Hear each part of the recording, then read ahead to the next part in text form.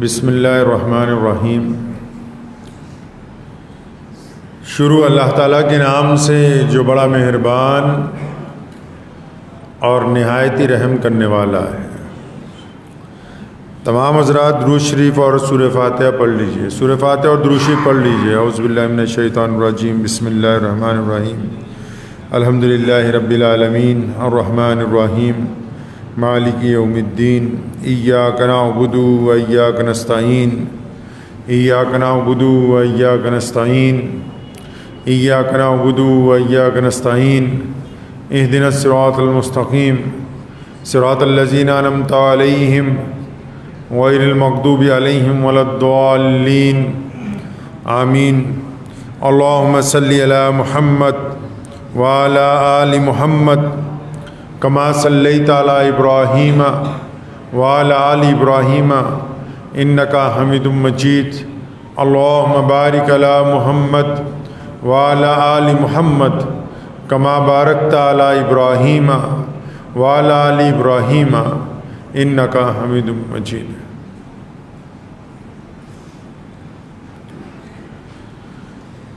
فنا فی اللہ کی مظہر میں بقا کا راز مضمر ہے۔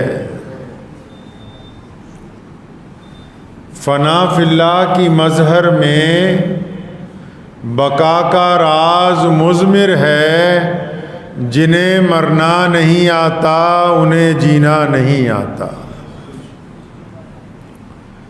آج رمضان المبارک کا تیسرا جمعہ ہے، دوسرا عشرہ ہے جو آج ختم ہو رہا ہے۔ اس کے ساتھ ساتھ یوم بدر کے مقدس ایام چل رہے ہیں۔ وہ تاریخی دن ہے رمضان المبارک کے کہ جن میں اللہ کے پیارے نبی حضرت محمد رسول اللہ صلی اللہ علیہ وسلم نے رمضان کی حالت میں کفر کے خلاف پہلی جنگ جو میدان بدر کے مقام پر آج سے 1450 سال پہلے ہوئی، اس میں فتح حاصل کی۔ فتح سے یاد آیا کہ نبی علیہ الصلوۃ والسلام نے جب میدان بدر میں فتح حاصل کی تو اسی دن روئے زمین پر یہ بات لکھ دی گئی کہ فتح اسلام کا مقدر ہے، دنیا کی کوئی بڑی سے بڑی طاقت کبھی بھی اہل اسلام کو شکست نہیں دے سکتی۔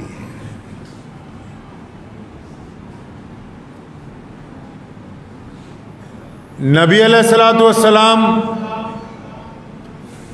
کا رمضان کیسا گزرا، وہ دن کیسے تھے؟ میں بچپن سے بہت چھوٹا تھا تو یہاں آگے بیٹھ کے اپنے والد مرحوم شیر اسلام مولانا حبیب الرحمن لدھیانوی رحمۃ اللہ علیہ کی تقریریں سنا کرتا تھا۔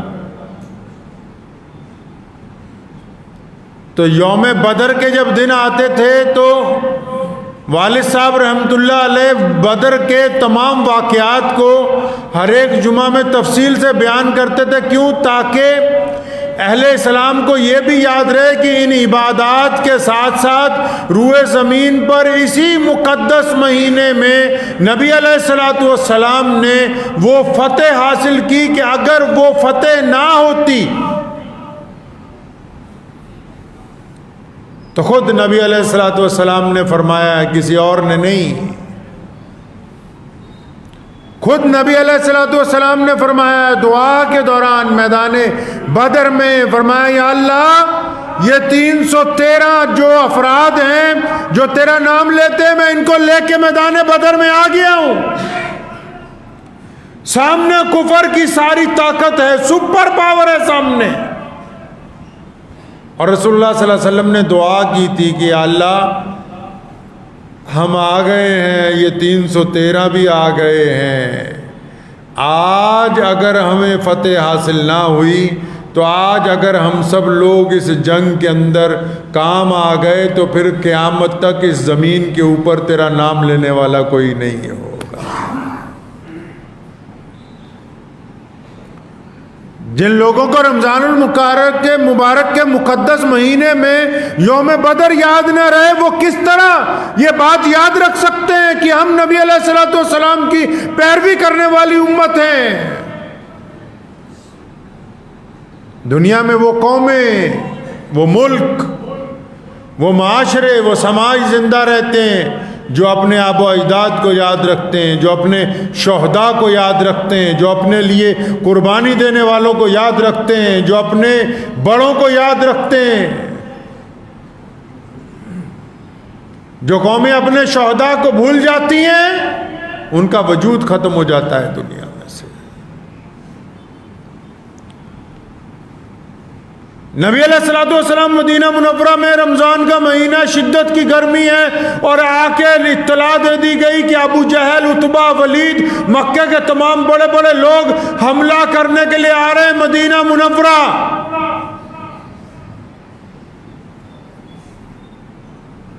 اور آپ اسلام کی تاریخ پڑھیں، کیا خوبصورت باتیں نبی علیہ السلام نے کہی ہیں۔ فرمایا ہم جنگ کی تمنا نہیں کرتے، ہم جنگ کی تمنا نہیں کرتے، ہم لڑنا نہیں چاہتے، لیکن فرمایا جب کوئی جنگ کرنے کے لیے ہمارے دروازے تک آ جائے تو پھر ہم پیچھے نہیں ہٹتے ہیں۔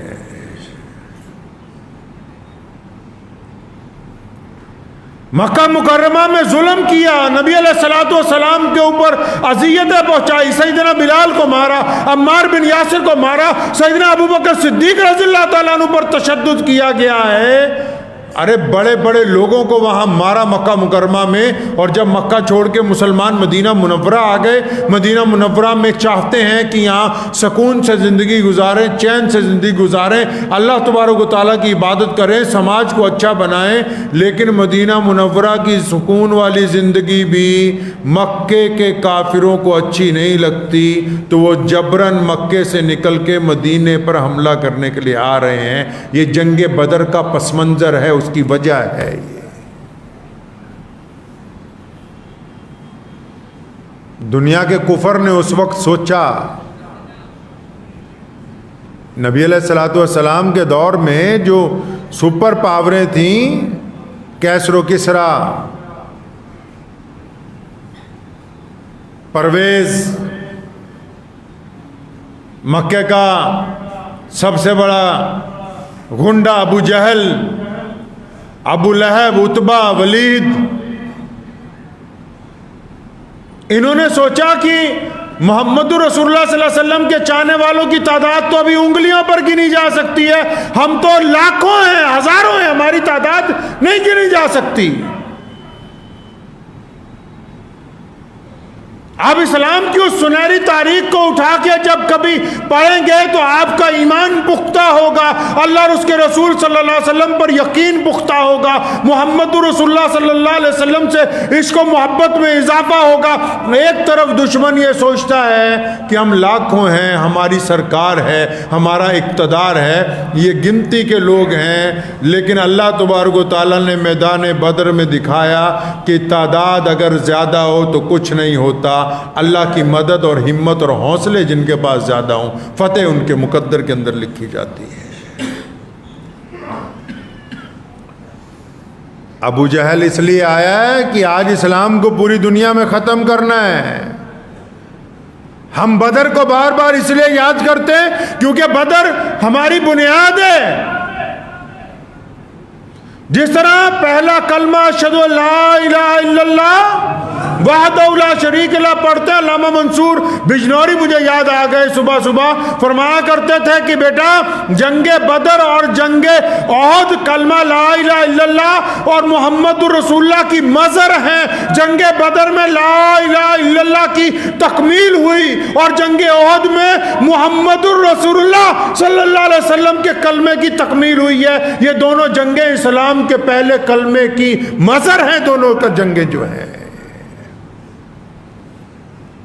جب کہا لا الہ الا اللہ کہ مکمل ایمان اللہ پر ہے، تو بدر کے اندر فتح ہوئی۔ احد کے میدان میں ذرا سی بات محمد رسول اللہ کی نہیں مانی، ایک پہاڑی سے مورچہ اپنی مرضی سے ہٹا لیا، بڑی شدت سے بہت سارے لوگوں کی شہادتیں ہوئیں۔ تو یہ بات سمجھ آ گئی کہ دین کے اندر اگر پیروی کرنی ہے تو ہو بہو محمد الرسول اللہ صلی اللہ علیہ وسلم کی کرنی۔ یہ دونوں جنگیں کلمہ لا الہ الا اللہ محمد الرسول اللہ صلی اللہ علیہ وسلم کی مظہر ہیں۔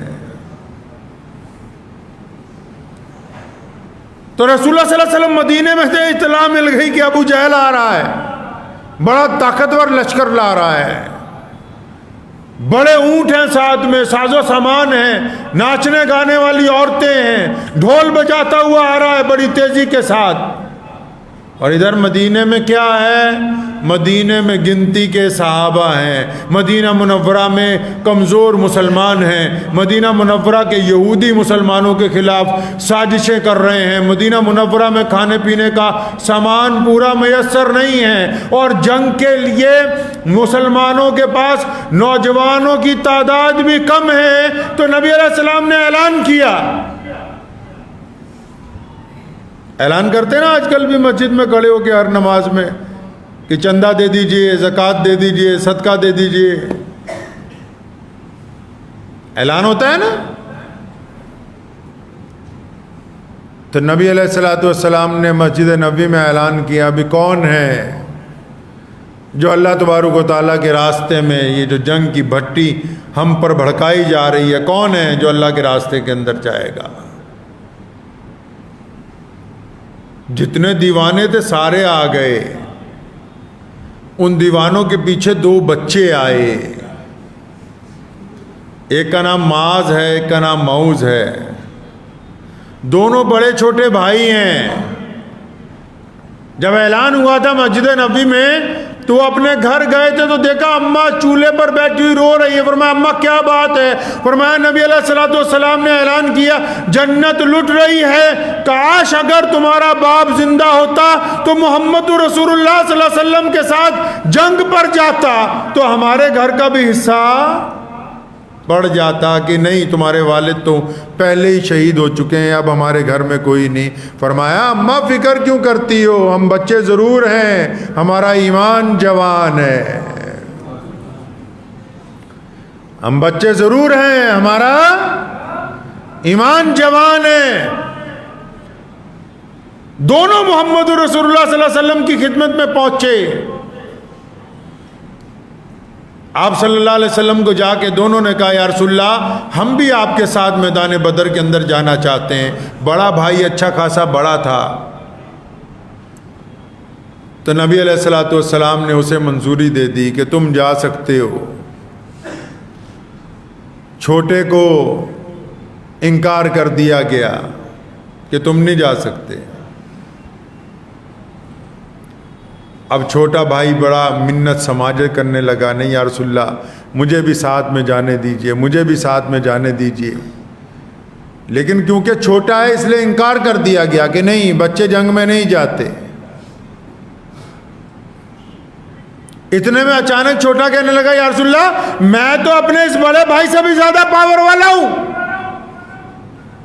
میرے جسم میں اس سے زیادہ بھی طاقت ہے، آپ کہیں تو ہم کشتی لڑ لیتے ہیں، اگر میں اپنے بھائی کو گرا دوں تو میں بھی اس کے ساتھ جاؤں گا، اگر میں اس کو نہیں گرا سکا تو میں واپس گھر چلا جاؤں گا۔ کس بات کے لیے کشتی ہے؟ قربانی دینے کے لیے۔ یہ آج کل کے نوجوانوں کی طرح نہیں کہ گلے میں بالی ڈال کے اور گلے کے اندر چینی ڈال کے کان میں بالیاں ڈال کے مسجدوں کے اندر پہنچے ہیں، ایسے نہیں اسلام ہم تک پہنچا ہے۔ جو اچھے خاصے مرد عورتیں بننے کی کوشش کریں۔ چھوٹے بھائی نے کہا کہ میں کشتی لڑوں گا، نبی علیہ الصلوۃ والسلام مسکرائے اجازت دے دی۔ اب جب کشتی شروع ہوتی ہے تو چھوٹا بھائی بڑے کے کان میں کہتا ہے کہ بھائی اللہ کے واسطے آپ گر جائیں، آپ اگر گر جائیں گے تو مجھے بھی محمد رسول اللہ صلی اللہ علیہ وسلم کے ساتھ جنگ میں جانے کا موقع مل جائے گا۔ چنانچہ بڑا بھائی کو گرا دیتا ہے کشتی کے اندر، اور دونوں بھائیوں کو جنگ بدر کے اندر جانے کی اجازت مل جاتی ہے۔ عبد الرحمن بن عوف کہتے ہیں نبی علیہ الصلوۃ والسلام نے مجھے کہا، اب آ تو گئے ہیں بچے، فرمایا مجھے کہا کہ ان دونوں بچوں کا دھیان رکھنا، جنگ میں آ تو گئے ہیں یہ، جب جنگ اپنے عروج پر ہونے والی ہوتی ہے تو جنگ تو تباہی لے کے آتی ہے، جنگ کسی مسئلے کا حل نہیں ہے۔ لڑائی کے ساتھ زمینیں فتح کی جا سکتی ہیں، دل فتح نہیں ہوتے۔ لڑائی کے ساتھ کسی کو قتل کیا جا سکتا ہے، قوموں کو ڈرایا نہیں جا سکتا۔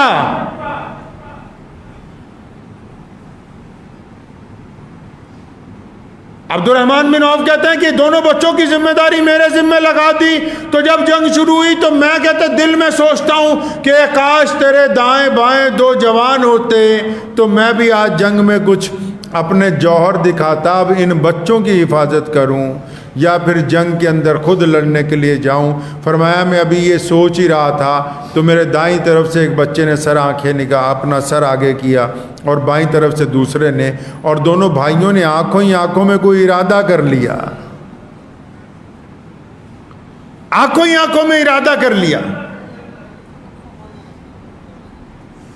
دونوں نے ایک وقت مجھ سے پوچھا، چچا اس جنگ میں ابو جہل کون سا ہے جو نعوذ باللہ ہمارے نبی حضرت محمد رسول اللہ صلی اللہ علیہ وسلم کی شان میں بے ادبی کرتے آئے ہیں؟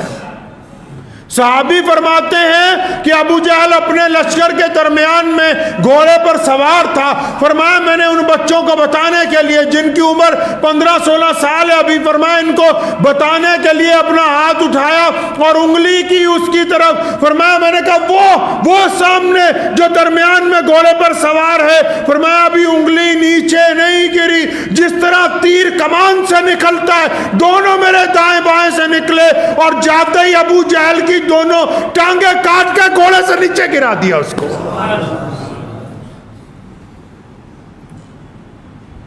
فرمایا تو کیا سمجھتا ہے کہ محمد رسول اللہ صلی اللہ علیہ وسلم کے ساتھ بد زبانی کرے گا؟ وہ سوچتے تھے کہ کاش میرے ساتھ جوان ہوتے تو میں جوہر دکھاتا۔ بچوں نے دشمن کے سرگنا کو میدان بدر میں نیچے گرایا ہے، اور یہیں پر بس نہیں ہے۔ حضرت معاذ رضی اللہ تعالیٰ عنہ جنگ کر رہے تھے، ان کا ایک بازو جو ہے اس کے اوپر دشمن نے اتنی زور سے مارا ہڈی ٹوٹ گئی۔ اب جب یہ لڑتا ہے تو ٹوٹا ہوا بازو درمیان میں آتا ہے۔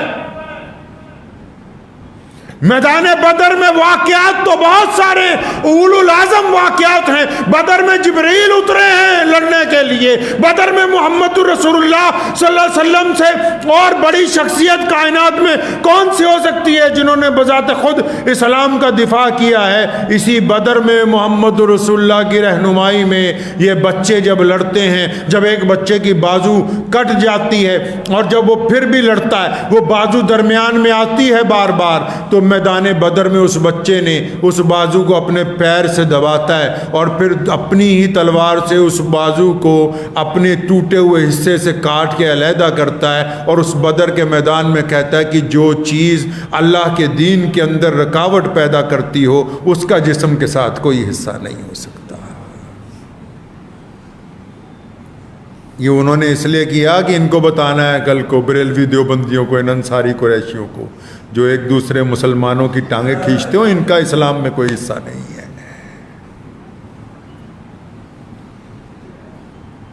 نبی علیہ الصلوۃ والسلام نے بدر میں فتح حاصل کی۔ جنگ میں زمین جیتی جا سکتی ہے، لیکن جب قیدی لائے گئے، محمد رسول اللہ نے قیدیوں کو معاف کرنا شروع کیا تو پتہ لگا کہ جنگیں صرف زمینیں جیتتی ہیں، کردار انسان کا دل جیتتا ہے۔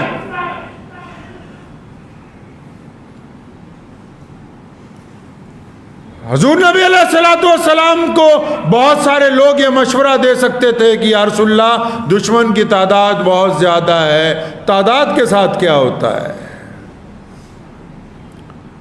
نبی علیہ الصلوۃ والسلام کے دین میں بدر میں 313 میں رسول اللہ فرماتے کہ اللہ آج اگر 313 نہ رہے تو اب قیامت تک کوئی نہیں ہوگا۔ پھر وہ 313 رسول اللہ صلی اللہ علیہ وسلم کی اتباع میں، اور رسول اللہ کی محبت کیسی ہے کہ ایک عورت آتی ہے رسول اللہ صلی اللہ علیہ وسلم کے پاس،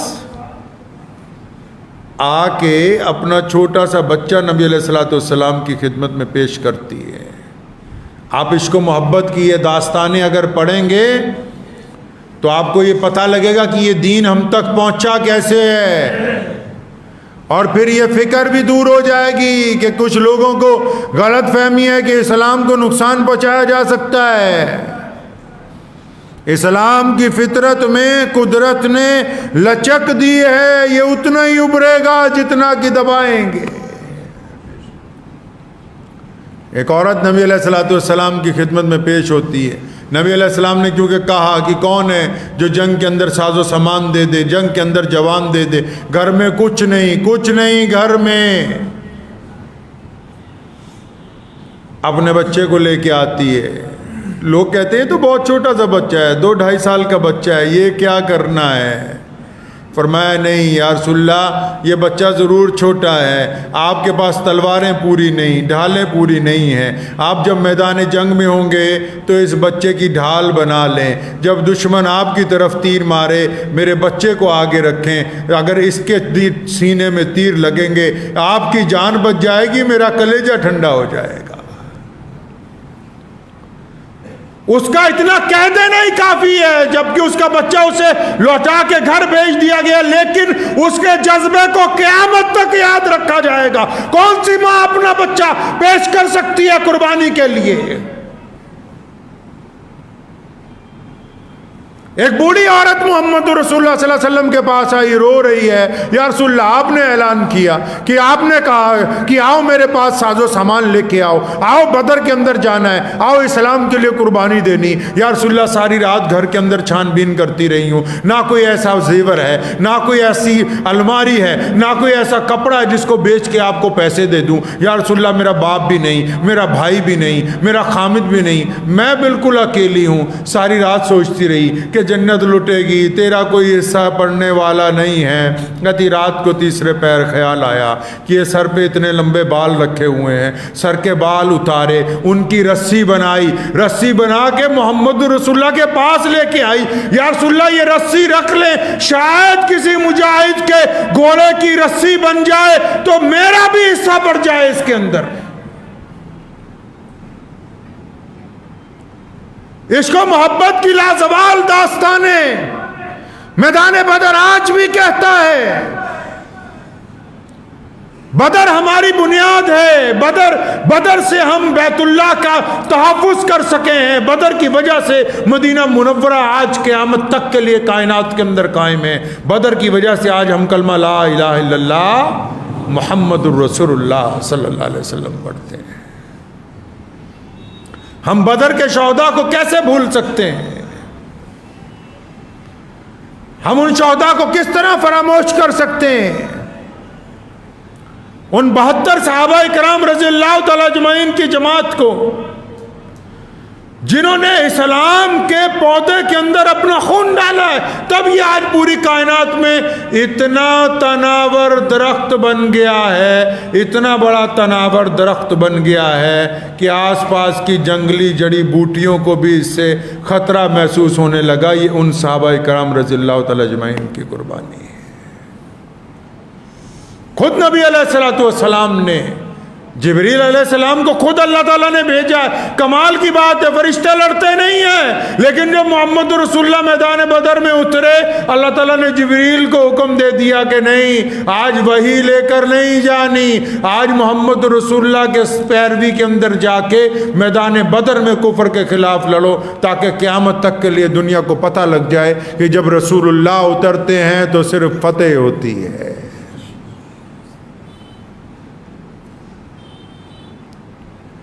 17 رمضان المبارک شدت کی گرمی ہے، دشمن نے سمجھا کہ سب کچھ اس کے قبضے میں ہوگا، لیکن تیز بارش اور آندھی نے پانی کا ذخیرہ ہمیں دے دیا۔ اس کے باوجود رات کے وقت جب دشمن کے سپاہی چوری چھپے پانی پینے آتے ہیں تو محمد رسول اللہ پانی پینے دیتے ہیں، انکار نہیں کیا جاتا۔ یہ روایتیں دنیا کو حسن و کردار کی محمد رسول اللہ نے عطا فرمائی۔ لوگ جنگ جیتنے کے بعد ظلم کرتے ہیں، محمد رسول اللہ جنگ جیتنے کے بعد معاف کرتے ہیں۔ لوگ جنگ جیتنے کے بعد گردنیں اتارتے ہیں، محمد رسول اللہ جنگ جیتنے کے بعد عورتوں کے سر پر روپٹہ رکھنے کا حکم دیتے ہیں۔ لوگ جنگ جیتنے کے بعد گھروں کے اندر لوٹ مچاتے ہیں، محمد رسول اللہ جنگ جیتنے کے بعد غریبوں کو بھی مال تقسیم کرنے کا حکم دیتے ہیں۔ کفر کی جنگ میں اور محمد رسول اللہ کی جنگ میں زمین اور آسمان کا فرق ہے۔ بہت سارے لوگ آج بھی پچھلے 15-20 دن میں پورے ملک میں جو جلوس نکلے اور پھر جگہ جگہ مسلمانوں پر تشدد، اور اس کے بعد وہاں کی جو سرکاریں ہیں انہوں نے جھوٹے مقدمے بنا کے، شاید کچھ لوگ یہ سمجھتے ہیں ان کو یہ غلط فہمی ہے کہ مسلمانوں کو ڈرایا جا سکتا ہے۔ تختی پہ لکھ لو، دل کی تختی پہ لکھ لو، چاہے کند کروا لو دیوار کے اوپر، کہ جس فرد نے، جس بچے نے پیدائش کے بعد اپنے کان میں یہ سن لیا کہ اشہد ان لا الہ الا اللہ وحدہ لا شریک لہ واشہد ان محمد عبدہ ورسولہ، پوری دنیا کی طاقت اگر ایک طرف لگ جائے تو ان رگوں کے اندر سے محمد رسول اللہ کی محبت نہیں نکال سکتی۔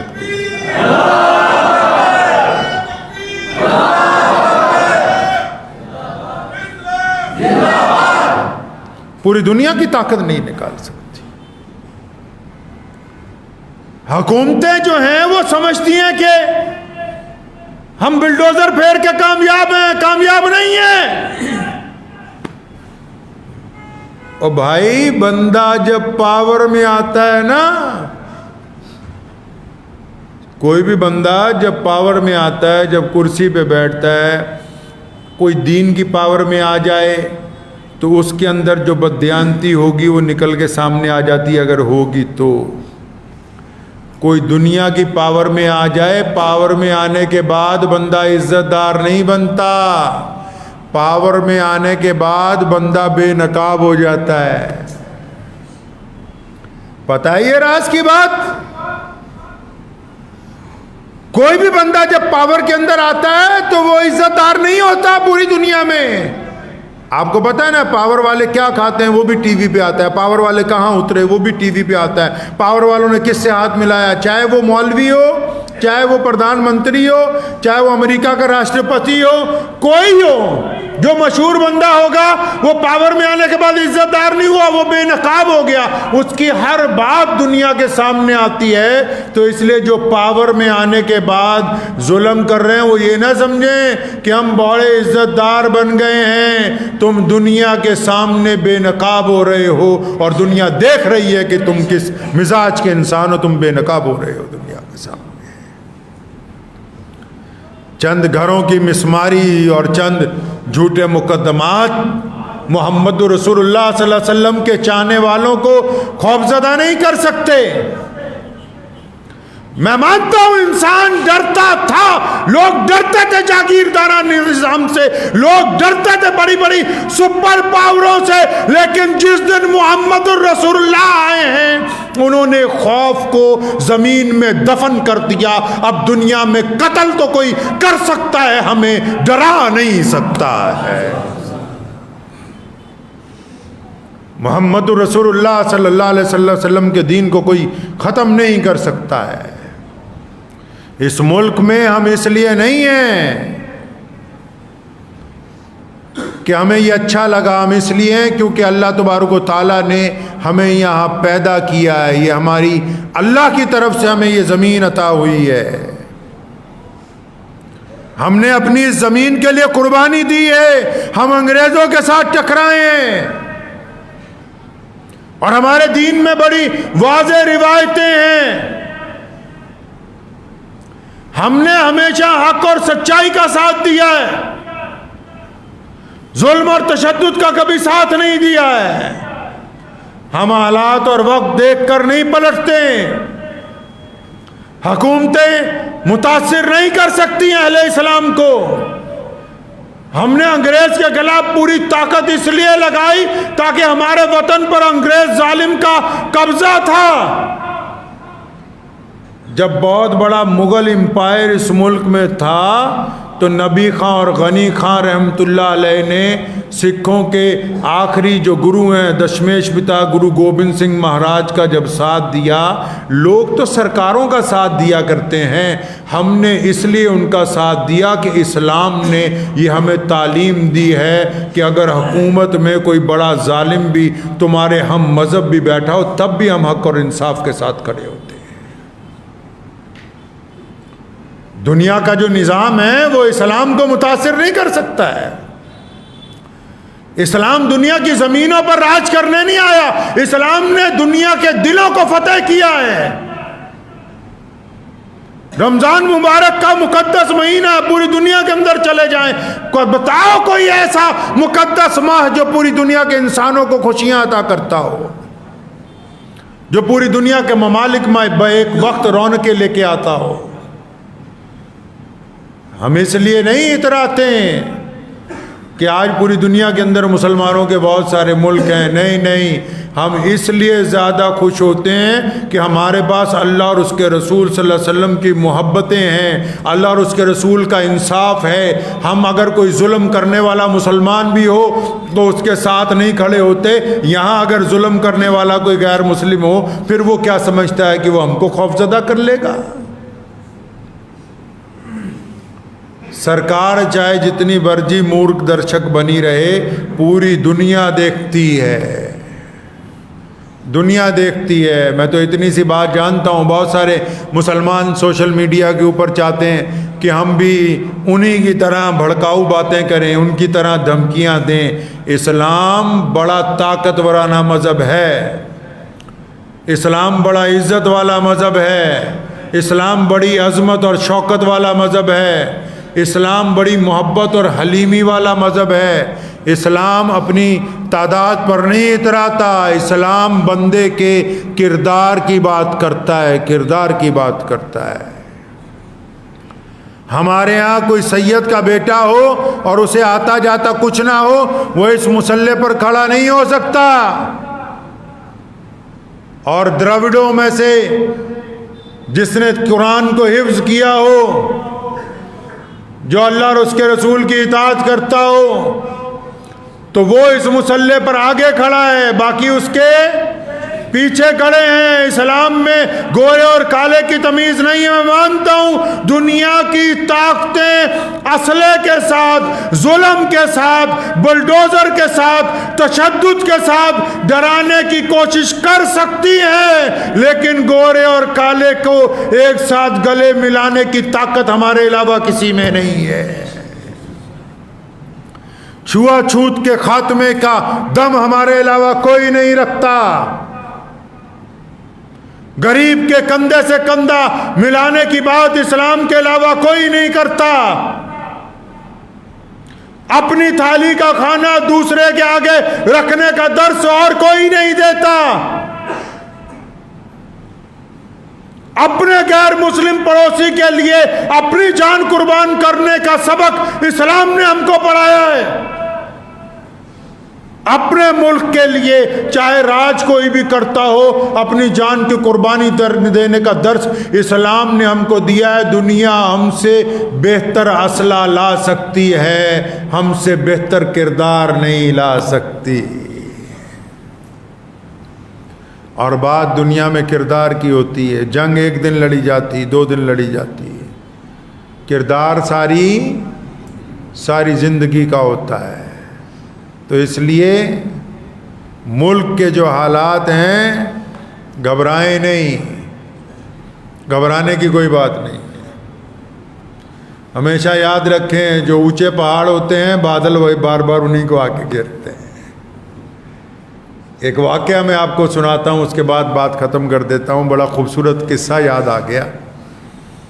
سیدنا بلال رضی اللہ تعالیٰ عنہ گھر پہنچے مکے میں، ابھی مدینہ نہیں پہنچے، ابھی سرکار نہیں مسلمانوں کی بنی، ابھی مکے کے دن چل رہے ہیں، لوگ مارتے ہیں اینٹیں پتھر روڑے. تو گھر پہنچے تو والدہ نے کہا بلال میں چاہتی ہوں کہ ہم مکہ چھوڑ دیں، باہر چلیں، دور چلتے ہیں. تو گھر تو چھوٹا سا ہے، بلال غلام ہے، چھوٹی سی جھونپڑی ہے، غریب آدمی ہے، کوئی کھیت کھلیان نہیں، جانور نہیں، مال مویشی نہیں. لیکن حضور صلی اللہ علیہ وسلم کے عاشق اپنی ماں کو پیار سے پوچھا اماں جی آپ کو یہ بات کس نے سمجھائی کہ ہم مکہ چھوڑ دیں؟ آپ کے دل میں تو یہ بات آ نہیں سکتی. بات تو اس کے اگر ایک بندہ جس کے پاس ہو ہی کچھ نہ، وہ سوچ سکتا ہے کہ میں نے سفر کرنا. سفر کا ارادہ بھی تب ہوتا ہے نا، کار باہر کھڑی آپ کہتے نہیں چلو سیلف ماریں گے چلیں گے، جیب میں پیسے ہیں کہ چلو باہر کچھ گھوم پھر کے کھا کے آئیں. جس کے پلے ہی کچھ نہ ہو وہ سوچتا ہے کہ گیڑی مارنی ہے، وہ سوچتا ہے کہ کپڑے کی دکان پہ جا کے کپڑا خریدنا ہے، وہ نہیں سوچ سکتا. اپنی ماں کو پوچھا اماں جی آپ کو یہ بات کس نے سمجھائی ہے؟ فرمایا بلال آج ابو جہل آیا تھا ہمارے گھر. ابو جہل آیا خود. ابو جہل کون ہے؟ مکے کا گورنر ہے، بادشاہ ہے وہاں کا. اور میں ابو جہل کے ساتھ عتبہ بھی آیا، ولید بھی آیا. یہ کون ہے؟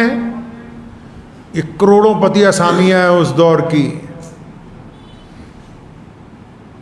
کیبنٹ کے وزیر ہیں. کہاں جا رہے ہیں جی؟ سیدنا بلال کے گھر. بلال کون ہے؟ بلال حبشی ہے، بلال کالے ہیں، بلال کے پاؤں میں جوتی نہیں، بلال کے کپڑے پھٹے ہوئے ہیں، بلال کے ہونٹ موٹے موٹے، بلال غلام ہیں. اور بلال محمد الرسول اللہ صلی اللہ علیہ وسلم کے صحابی بن گئے. بلال جب بیت اللہ کی مسجد، یہ جو اسلام آنے سے پہلے سے ہے، کعبہ جو ہے محمد رسول اللہ سے پہلے سے ہے، ابراہیم علیہ السلام نے بنایا تھا. تو بلال اگر کعبے میں جانا چاہتے ہیں نا تو ابو جہل کہتا ہے نہیں نہیں تو اندر نہیں جانا، تیرا رنگ کالا ہے، کوشش کرتے ہیں تو مارتا ہے. تو بلال کہتے ہیں ایک دن میں شام کو پہنچا گھر، سارا دن مار کھاتا ہوا آتا تھا. تو اماں نے کہا کہ بیٹا آپا مکہ چھوڑ کے کہیں اور چلے. تو اپنی ماں کو محبت سے پوچھا اماں جی آپ کو یہ بات کس نے سمجھائی کہ ہم مکہ چھوڑ کے کہیں اور چلیں؟ فرمایا آج ابو جہل آیا تھا ہمارے گھر، عتبہ ولید فلاں فلاں آئے تھے سارے کے سارے. انہوں نے آ کے گزارش کی، ریکویسٹ کی ہے، منت کی ہے کہ بلال کی اماں ہم تیرے بیٹے سے پریشان ہو گئے، یہ گلی کوچوں میں سے جب گزرتا ہے زور زور سے کہتے ہیں اللہ احد. ہمارے بچے اس کو پتھر مارتے ہیں، اس کا گلے میں رسی ڈال کے کھینچتے ہیں، اس کے اوپر لاٹھیاں برسائی جاتی ہیں، اس کی چھاتی پر پتھر رکھے جاتے ہیں، اس کو سارا دن دھوپ میں کھڑا کیا جاتا ہے. لیکن یہ اتنا سخت جان ہے کہ جب پھر چلتا ہے تو زور سے کہتا ہے اشہد ان محمدن عبدہ ورسولہ. ہمیں اس کے ان کلموں سے بڑی تکلیف ہوتی ہے، بس اب ایک آخری سہارا تو بچی ہے، سب کچھ کر لیا ہے، کر سب کچھ لیا، اب تو بچی ہے، تیرے سے ریکویسٹ کرنے آئے ہیں، منت کرنے آئے ہیں، اس کو لے جا یہاں سے، کہیں باہر چلی جا. سیدنا بلال رضی اللہ تعالیٰ عنہ نے اپنے دونوں ہاتھوں سے اپنی ماں کے کندھوں کو پکڑا. یہ سرکاری ملاؤں کو یہ کبھی نہیں روایتیں ملیں گی کتابوں میں، تو میں بتاؤں گا. اپنی ماں کو دونوں کندھوں سے پکڑا، اللہ اکبر کا نعرہ لگایا، فرمایا اماں جی یہ تو ہمیں انسان ہی نہیں سمجھتے تھے، محمد الرسول اللہ کی برکت سے انہوں نے ہم کو تسلیم کر لیا ہے. آج کے دنیا میں ہم بھی رہتے ہیں، یہ محمد رسول اللہ کا کمال ہے. طاقت کو تسلیم کیا ہے۔ ہمیشہ یاد رکھیں، اگر کوئی آدمی آپ اس کو کچھ نہیں کہتے، وہ بار بار آپ کی برائی کرتا ہے، تو اس بات کو مان رہا ہے کہ یہ مجھ سے زیادہ طاقتور ہے، یہ مجھ سے زیادہ اچھا ہے۔ کوئی بھی بندہ دوسرے بندے کی، ایک آدمی کسی کو کچھ نہیں کہتا، کسی کی برائی نہیں کرتا، اپنے کام کے اندر لگا ہوا ہے، اپنی روزی روٹی کما رہا ہے، اپنی دکان چلا رہا ہے، پھر بھی اگر کوئی اس کے خلاف، اس کا پڑوسی روز بولتا ہے، روزانہ اس کے خلاف گالیاں دیتا ہے، تو اس کا مطلب یہ مان رہا ہے کہ تم اب اس سے بہتر حالت کے اندر ہو۔ تو اللہ کا شکر ادا کیا کریں۔ حالات آتے رہتے ہیں، جاتے رہتے ہیں۔ اللہ نے فرمایا ہر مشکل کے بعد آسانی ہے، لیکن ہمیں لوگوں کے لیے آسانیاں پیدا کرنی ہے، کریں گے انشاءاللہ تعالی۔ ہمیں ہر ضرورت مند کی مدد کرنی ہے، ہمیں اپنے گھر آئے ہوئے کو خالی نہیں لوٹانا ہے۔ ہم محمد رسول اللہ صلی اللہ علیہ وسلم کی امت میں سے ہیں، ہم ہاتھ پھیلاتے نہیں ہیں، ہم پھیلے ہوئے ہاتھوں کے اوپر رزق پہنچاتے ہیں۔ اللہ تبارک و تعالیٰ نے ہم کو جامع دین عطا فرمایا، ہم اپنے رب کے ساتھ راضی ہیں، بس اس چکر میں لگے ہوئے ہیں کہ ہمارا رب بھی ہم سے راضی ہو جائے۔ ہم اپنے رب سے راضی ہیں، بس یہ کوشش ہے کہ ہمارا رب بھی ہم سے راضی ہو جائے۔ دعا کیجئے، وقت بھی ہو گیا، اللہ تعالیٰ مجھے بھی اور آپ سب کو بھی ان باتوں پہ عمل کرنے کی توفیق عطا فرمائے۔ وآخر دعوانا ان الحمدللہ رب العالمین۔ ایک